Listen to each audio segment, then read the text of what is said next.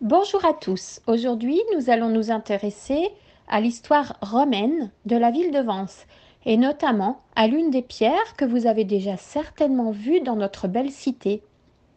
Alors, les pierres romaines, il y en a beaucoup sur les murs de la cathédrale, rue Saint-Lambert, et elles comportent des inscriptions qui peuvent sembler bien mystérieuses. Elles nous parlent de l'époque où les Romains sont venus s'installer à Vence pour y créer ce qu'on a appelé un municipe. Alors le municipe, c'est l'un des statuts possibles pour une cité du monde romain antique.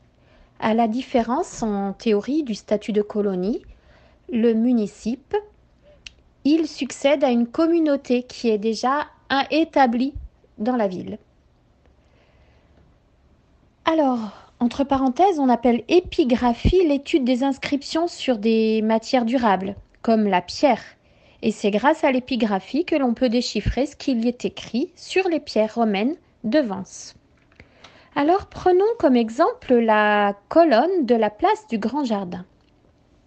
Il est inscrit sur ces colonnes Marti Vincio, ce qui signifie au dieu Mars Vensois.